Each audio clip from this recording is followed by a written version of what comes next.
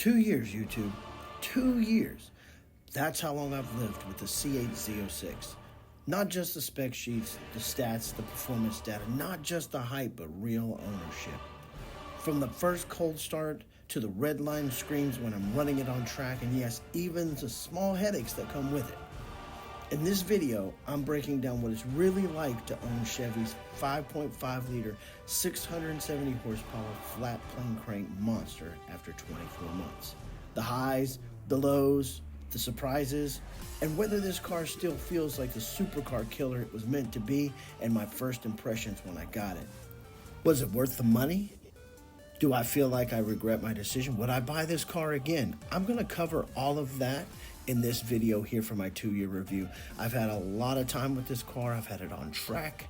I've taken it on road trips. I've taken it to shows. I have plenty of hours and plenty of runs on the dyno testing parts, and I'm gonna go over all that with you today. There's lots I can tell you and even more I can say, but to really give you a feel for this car, there's just some things that I just have to show you, and some things that just have to be experienced to be believed. So enough talking and hyperbole. Let's get into this today so you can see what I'm talking about with this car.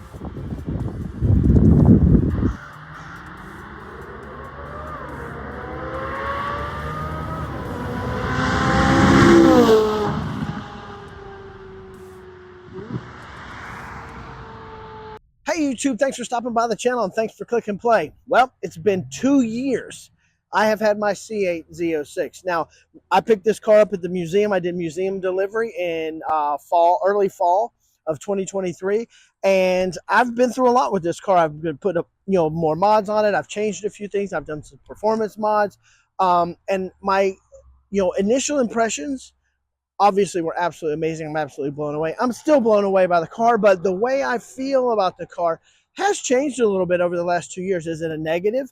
No, there are still some negatives, but for the most part, it's vastly, overwhelmingly positive, okay? We're going to go through this today. We're going to make sure we get out there and we get some driving footage, and we also get a review, and I got to go over the spec of the car. If you haven't already, guys, like, share, and subscribe. Help me keep growing this channel and bringing you good content like this. Let's get into this. All right, there's so much good on these cars, the performance, everything else that I've talked about. One of the biggest things, besides the performance, besides how fast they are, is the experience, right? We were just driving it, and the sound. Guys, you have to experience it in person to understand how good this sounds. I know it comes across okay on camera, but this car, like when you go ahead and you see, I'm going to show you here that this car, the magic is this sound here.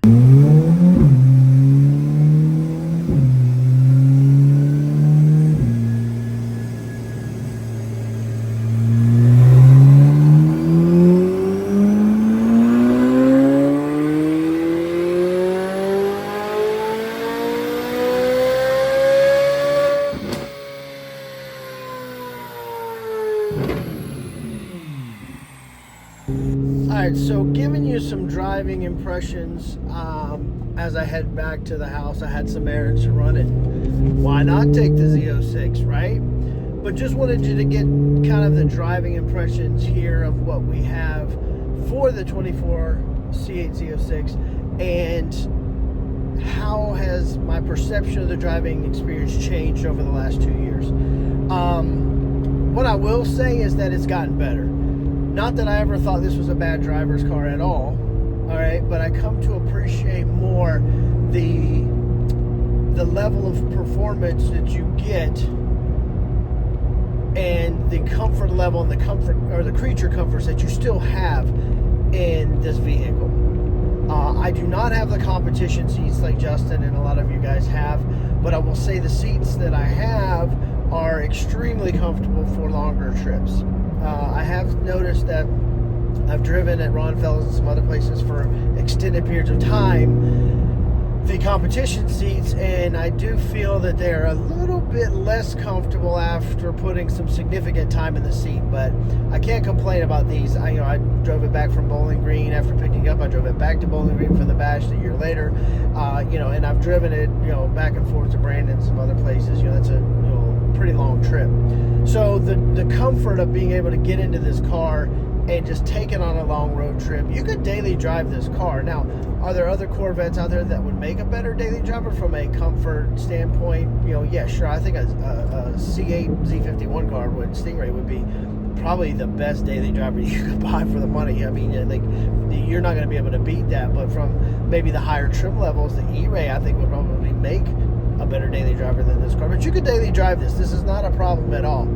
I'm in tour mode right now because I'm just, putzing around. I didn't want the exhaust to be too loud because I'm doing the video here. But, the driving experience has definitely improved for me because, again, I'm beginning to appreciate more as I extract more performance out of the car that you still have this very comfortable, very nice interior to work with. And I've talked about that, and we'll talk about it a little bit later, how the level of the trim in the C8s has gone up significantly as far as quality of the interior materials and the design itself. That it's no longer it's a great performance car, a Corvette is, but the interiors are plastic crap. And that's kind of been the big dig on the Corvettes until this generation of car, where you can no longer really say that. And I do have to put this interior up there, especially in the higher trim levels, especially in the Z06, the E-Ray, with cars that cost much, much more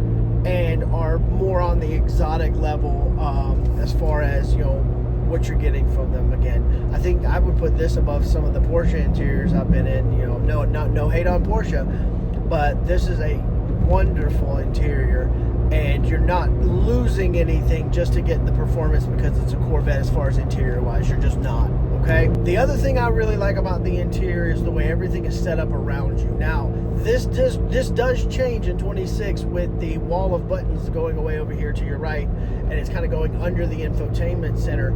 You're also getting a really nice extra little screen over on the left-hand side of your view here, which I think is really, really cool. The more I see it, the more I really appreciate that addition. And again, the 26 interior, with the exception of the cup holders and the not having a cover on them, has really grown on me, that it really works and it really, really does make a big difference. But the interiors themselves, even on the 25 and earlier versions, are very, very nice. They're set up very well. Now, some of the earlier versions had some slower delay in the infotainment center, a little bit of a light, so they have a better system in the 26s coming forward. It's much, much faster.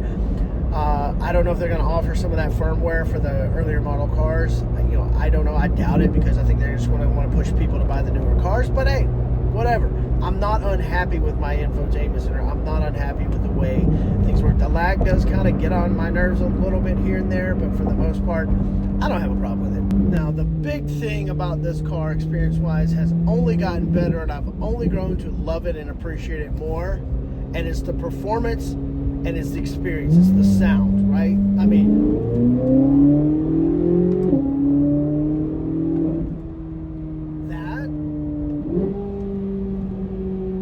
absolutely worth every penny I paid for this car. I mean, that sound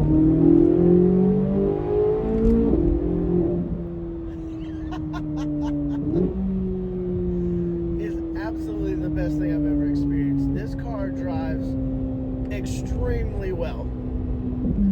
It performs very well. This car is way faster than people think it is. Now, it has 670 horsepower from GM.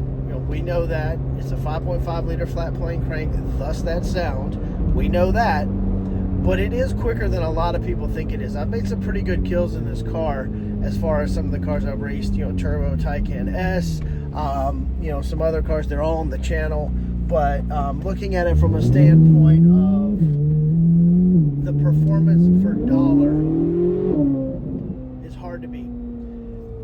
especially now in late 2025, where you could get these cars, new 2025s, 10, 15, 20K under MSRP. You're on average probably looking under $120,000 to get into a decently spec'd C8 Z06, and that's absolutely insane. I will go over my spec at my price. I did not spec my car to the moon. Weight was a concern for me when I was speccing this. So I did go 1LZ, and I did kind of keep some of the options light. There are some options that I wish I would have gotten, and I've kind of mentioned some of those before. But as I've had a chance to, you know, drive and tow Justin's car and some other things, it is something that there are a couple that I'm going to go over here that I wish I would have optioned out. And in the future car, if I bought another car, bought an E-Ray, you know, the ZR1 is eventually coming, I will definitely make sure that those option boxes are checked. Okay? The last thing before we get to the house I'd like to talk about is how good the ECU is in this car. I've added basically most of the bolt-ons you can add, ported throttle bodies, ported manifold, quarter intake, exhaust, you know, on those things. And the car is running dual widebands, and it is actually able to maintain a stable AFR and a air fuel lambda of like 0.86, whether you're flat out on it, idle, whatever. This car is amazing at keeping the air fuel ratio dead on where it's supposed to be. Now, we've got a ton of runs on this channel on the dyno, and some of them I put the AFR and the lambda on it so you guys can see how good this car compensates for the amount of extra additional airflow we're putting through this. Now, previous generations cars, you're not putting ported throttle bodies, a cold air intake, a ported manifold, a full exhaust, all these things on it without having to do a tune. This car, basically to a point, will tune itself. Okay. The other thing kind of on that factor is, as I've been pushing the envelope here on performance, the only downside on that is that we can't tune anything. We can't get into the TCM and the control management for the transmission, and that is an issue there. You have to, the clutches will slip. You have to get a clutch pressure controller to kind of give you more line pressure so your clutches don't slip. If you go any more than what you would really go here in if you went, you know, if you went with a turbo package or you went with nitrous or something, you probably will want to upgrade the clutches.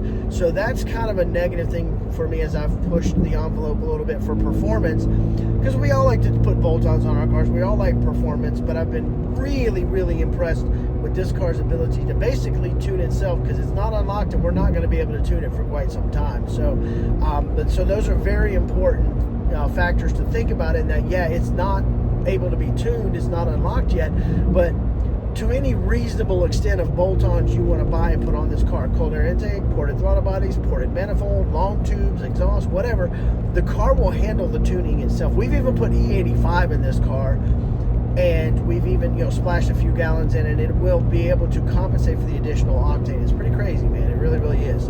I know some higher performance builds where they're doing a lot of nitrous, or you're doing water meth for twin turbos or something. They actually come up with an actual blend of so many gallons of E85 for so many gallons of 93.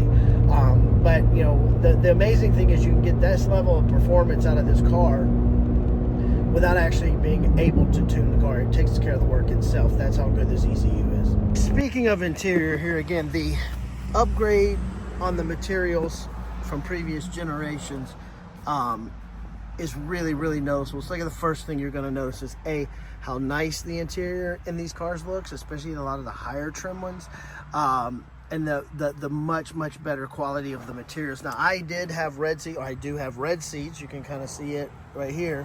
But I got these seat covers and the custom floor mats from Custom Interiors, KUSTOM, and it just gives me a more sinister look here, and it kind of goes with the theme more. I do like the red seats, but I like this kind of how it is. But again, the biggest complaint I have of losing my wall of buttons for the 26s is the fact that they don't have the cover for the cup holders. I just don't like that on the 26. Other than that, I absolutely love it. The 26 interior really, really works. But this is not your average previous generation Corvette interior by any means. And kind of giving you the layout here in the back, I have the e-venturi cold air intake. The glare on the sun's kind of making it a little bit difficult to see. But you see how these cars, now that they are rear engine and they're set up that way, you know, I do have the X-Brace. I've added a couple of things here as far as that goes. But, you know, that is, you know, one of the custom painted intake manifolds that we offer. That I did is our version of the Edge Red with the black throttle, and actually mine are carbon flash metallic on the throttle bodies, so it matches my carbon flash metallic car. But again, this is, you know, one of the key things of just the C8 in general. When I'm talking about this 2-year review, I love the fact that it's rear engine. I love the fact that, or mid-engine, rear engine, that when you look through the glass, you get to see it. You know, the engine's behind you. It's a whole different experience when you're driving it. But just kind of wanted to show you again the back here, and just, you know, my thoughts of it being rear engine is still, it's novel still, right? I still enjoy it. It's still new, but I really, really, really love the mid-engine layout. Since we've got some good sun, I do want you guys to see the carbon flash metallic paint. Okay, that is one of the reasons why I love this car so much. This is probably my favorite Corvette color, besides Sebring orange. But just so you guys can kind of get a you know, a view here in the sun of how amazing this carbon flash metallic paint looks when it really brings out the flake in the paint. It's absolutely awesome. You can see here, this car looks like a Z07 package car with the exception of the carbon ceramic brakes, but that's because when I ordered, all of that was on constraint and I wasn't waiting any longer for the car. We got ours early 24, but I have since added the Racing Sport Concepts, the Z07 style wing, and it is absolutely my favorite part. I don't think I would want this car to go back to the way it was, to the low wing. Now that I have this wing, now that I experience this wing, I mean, just look at the look at the wing is absolutely amazing. Okay, and I have done the carbon fiber side skirts here. I've replaced those as well. And then this is probably my new favorite piece here, is the GTZ splitter from RSC. This thing is much more aggressive. It's a much bigger splitter. In my opinion, it makes this car stand out more because you can, you know, see such a huge difference between the Z07 style splitter and then the GTZ splitter from the RSC. Now, I did lower my car, but I did not get to lower it a full drop because of my trailer and getting it up on, but I have a solution for that shortly. And I'm gonna go over one of the reasons, or one of the options I think I would not pass on in the future. But you can also see I have the Forge Light rims there. They did our channel logo for the custom logo on the center cap. Very, very nice touch. And again, like, just the way that these Forge Lights look, these are just like absolutely phenomenal. I did run spacers originally, and we'll talk about that, but with the offset on these is absolutely perfect, both front and back. Now, it's pretty well known that these cars are an absolute performance bargain as far as the dollar spent for performance you gained, okay? Even when we were paying, you know, over at the beginning and people were paying, you know, over MSRP, I still think the car was worth that money at that time. Now, you can get them currently 10, 15, 20K under MSRP, and you're getting an even better deal and even more performance per dollar spent. Okay, now I spec'd my car out a little bit light as far as weight goes. I went 1LZ. The stuff I really wanted, like the Z07 package, was on constraint, so I couldn't get that, but that was the only option I really at the time was looking that I wanted. And my car came in like right around 125, 127 out the door. That's kind of what we looked at. Now, options I mentioned in the drive would be that I think I would have done, and I wouldn't do another car, or I wouldn't get another car without doing them. The first one, absolutely the first one, would be front end lift. Okay, getting my car on and off my trailer now, the way I have to kind of maneuver some things, and I can't go full drop yet to give it that absolute perfect stance, I would definitely 100% go the front end lift. Now, the other thing I want, and I would never get another Corvette without one, would be the carbon ceramic brakes. Not because I'm out there tracking it and I feel that, you know, I need these brakes from a performance standpoint, because the steel brakes that are on these things, you're not going to hit the limit of those for 99.9% of you. But from a brake dust standpoint, I'm not kidding you. I can take this car out like I did today, drive it for like 5, 10, 15 minutes, and I'll have to wipe brake dust off of it when I pull it back into the garage. That's how much brake dust that these things develop, okay? But those are the two main ones that I think are must-haves for me. I don't think if I was in a position where I was early in the model year, early in the cycle of getting a Z06, would I have waited to get the Z07 package? Now, if I was going to buy one now, I would go looking for a Z07 car, because you can literally find these cars everywhere now. And like I said, most of them have big discounts on them. So I would want that Z07 package. I've basically built out my version of a Z07 package, so I'm really happy with the way this turned out. But that I would go ahead and do now, because they're readily available. But the carbon ceramic brakes and the front end lift would definitely be must-haves. Another one that I would think about, because I don't drive my car on long trips anymore, I usually trailer them, I drive it locally or when I get to places, would be the competition seats. They are so nice, especially on shorter trips. I know some people get in them and say, yeah, I drive all over the place with them and I don't have any issues with it. But to me, after a while, they do get a little uncomfortable compared to my regular seats that I have in my 1LZ here. So I would really, you know, now that I'm trailering, now that I'm not driving it long distances as much, I would definitely probably go with the carbon, the performance seat. Now, some negatives on this car. There are some, okay? The first one I'm going to say is the visibility. I've complained about this since I got it. I did it on my 6-month review, my 1-year review. You can't see anything out of the back sides of these cars. You know, if it weren't for the blind spot warning and the rear view camera, you would have like zero visibility out of this thing, and you would just have to take your life in your own hands when you change lanes. But that is my biggest complaint on this as far as that goes. The other thing, and I mentioned it kind of in the drive a little bit, is the lag in the infotainment center a little bit in the earlier models like mine. They've remedied that for the 26 and forward. They've got the new infotainment center, the new display anyway, so that's not an issue anymore. But I'm not talking about those cars. I'm talking about my 2 years that I've had with this car. The other thing I will say is that this is actually a good road trip car. But again, I think in longer trips, you know, you can get a little fatigued with it. It's not as nice as my C6 Z06. I could drive that for 10, 12 hours. It's way more comfortable. But this is not an uncomfortable car by any means to drive. Another slight negative is washing and detailing this car, specifically the drying part. There are so many angles and scoops and vents and little areas that drying this car, I know I do use a blower. Yes, I do that as well, but still it makes it a lot more difficult than, you know, when I just did my C6 Z06 just a little bit ago and detailed it and dried it. It's so much easier to do because there's not anywhere near, especially on the front end here, all of those areas that you would have to do. So that's just a slight negative, nothing crazy. Also, too, everybody knows dark cars, black cars, carbon flash metallic cars. They get to where they look dirty very, very quickly. So that's also something I would never go unless it was a C-Ring car with a different color. But I think in general, when you talk about that's something you have to kind of also think about. Now, this car does have full PPF. It does have ceramic coating. It's the Expel that's on there. And these wheels are ceramic coated as well, which does help with that. But it is still kind of a pain in the ass, and it is still a slight negative for me. Don't take it wrong that I think I'm complaining about the car or whatever else. This is an absolutely phenomenal car and an absolutely phenomenal bargain for the money you're paying. Again, I mean, this is still one of the fastest cars ever on Car and Driver's Lightning Lap.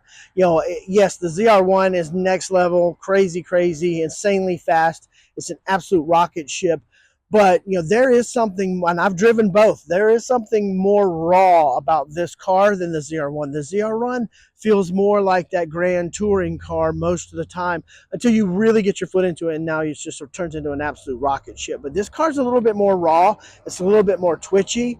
The throttle response is a little bit more twitchy. So, again, you're running into these things where this car is more of that traditional Z06 raw experience where it's more that edgy track car, high revving NA. Not that the ZR1 isn't, but this car is way better than most of the cars. I mean, I've driven a lot of cars. I've drove a Ferrari 488. I've driven a Lamborghini. I've driven some Porsches. I'm hoping to get a chance shortly to experience the GT3 RS, which I'm hoping will be a very similar experience to this car. But look at the price difference between the GT3 RS and a C8 Z06, even nicely optioned C8 Z06. There's no comparison if you're going to be talking that the performance is that close and is that similar, okay? The exclusivity, sure, that's what you're paying for with the GT3 RS, but from a standpoint of performance, this is, one of the best performance bargains you can get, and still it's even better now because you can get 10, 15, 20 off. The other thing on driving this car is when I'm out, I do get a lot of looks in this car. It is very obvious that it's not your average C8, but one downside I will have to say is that it's difficult if you're not a Corvette person, especially when it just had the low wing on it to begin with, to know that this is a Z06 versus an E-Ray versus a regular Stingray. A lot of people don't know those differences. I would like a little bit more differentiation in it from different model trims to be able to say, oh, look, this is Z06 for just your normal non-Corvette person. But I do get a lot of looks. I get a lot of comments. And again, the driving experience itself, this has got to be top 5 of all cars I've ever driven. Probably top 3, to be honest with you, about how good this car is to drive, the experience of driving this car, the performance of this car. It's really, really, really one of the best cars I've ever. Now, speaking of driving the cars, I recently posted a video because I got a chance to drive Steven's ZR1, and people have been asking me, which one would you like to drive more? Which one would you daily drive, if you would daily drive either of them? And I'm going to be honest with you, if I own both cars, I think the better daily driver, you guys are going to think I'm crazy, but I've driven them both, the ZR1. When you're not in the boost and you're not really on it, the ZR1 is so tame. It will lull you into this sense of confidence that, this is just, an ordinary Corvette until you get into it. But this car still feels a little bit more twitchy. It tracks a little bit more when you're driving, as far as, the way it it's just, again, I think the ZR1 is more of a grand touring kind of car, even though it just, destroyed the Nürburgring, okay, both the ZR1 and the ZR1X. It just feels a little bit more of that grand tour feel, where this car feels a little bit more track ready, track oriented, even though we know the numbers, guys. I'm not going to argue that. It's just the way it feels. And I would probably drive the ZR1 on a daily basis over this, but I would keep them both. And they both have their place, right? But I will tell you that both of those cars, the Z06 and the ZR1, are insane value for the amount of money you're paying for them. And I love that this car still has new car smell. Love it. Now, a lot of people are able to put a lot of miles on these cars, and I think, I don't, think that that's a bad thing. People are like, oh, I got to keep the miles down. Whatever, drive the car. That's what you bought it for. Drive it, folks. Okay? I think when Justin sold his 23, he had like 12,000 miles on it because he drives it a lot. Okay? With work and everything else, I travel so much, I don't get to drive this car near as much as I want to, but I find any excuse I can to drive either of my Corvettes when I'm home, just because that's what I love to do with them, is drive. I bought them to drive them. Now, I only have 5,500 miles on it. I know some people are going to think I do that intentionally. I don't. Trust me, I'm just super busy. I travel for work, so I'm not actually home to be able to drive the car that much. But when I am home, I do make it a point to get it out to drive it, no matter where I'm going, as far as what my options are. Go to barbershop, go to the store real quick, whatever. Go to the gym, take my Corvettes, so that way I get a chance to experience them, because that's what I bought them for. And this car specifically, the thing that makes it the best, one of the best cars I've ever driven, is the experience. So then the question I always get, the reason I'm doing this video is, would you buy this car again? Have you regretted it? Do you still love this car? And the answer to all that is yes, I would buy this car every day, all day, hands down, especially for the price that you can get them for now. You are in the market now. You need to get out and you need to get yourself one of these, because I'm telling you, the performance you'll get out of this for the dollar you spend, you cannot match it anywhere in the automotive world right now. I love this car. I would not, trade this car right now. I wouldn't get rid of this car right now. My goal is to keep it as I add to the collection. I do have the C6 Z06, which will be a car I will never get rid of because it's a centennial car. But I love this car. I love everything about this car, short of those little bitty, annoyances, those nuanced things like the visibility and some of the other things that, I really, they're not enough to detract from the experience of this car or the ownership. I love this car. The experience of getting it at the museum. Every new Corvette I buy, I will get delivered at the museum from this point forward. And I'm actually taking my C6 Z06 up to have the museum experience they offer now, where they basically do a delivery, they detail it, they get it ready, you get it on the boulevard, and you basically do a delivery experience without it actually being a delivery. So I'm going to do that as well. You still get a lot of the benefits, the plaques, the the stuff to frame and all that. You get your window sticker, you get all that stuff. Okay, but I'm going to do that. But this car has been everything I dreamed and thought it would be, more in most cases. I do not regret this purchase. I think this is one of the best purchases I've ever made, for as far as the money I spent, for the joy, the performance, and all the fun I've gotten out of it. And you cannot go wrong if you're in the market, for a 120 grand basically on average is what you can get these things for now. Nicely optioned, by the way, because of the MSRP discounts. Okay. If you are in the market, yes, there's a stop sale going on right now, but start negotiating with a dealer. Get a sale finalized and locked in, so that when they're allowed to actually sell them very soon again, you can then have your deal made. You can, because they're going to be ready to move these things, but you will not regret this. The mods I've done, this is exactly how I want my car spec'd. I won't want to change anything else. I love my forge lights. I love the way it sits. I love the Z07 package that I've added. I like the car seats, the car covers. I love them. They really make it a little bit more sinister than just having the red seats in there. The RSC stuff has been fantastic. Again, the GTZ spoiler and the Z07 wing make it that much more aggressive, and I absolutely love it. You have got to try these cars, even if you're just on the fence. Go out, find one, drive one, enjoy it. And I'm telling you, if you actually drive one of these and you're in the market for it, you will buy one. 100%. It is that good. Okay, guys, I promise you, it is that good. Thank you for stopping by today, guys. Like I said, if you haven't already, like, share, and subscribe. Help us keep growing this channel. And if everything you do be legendary, because legends never die.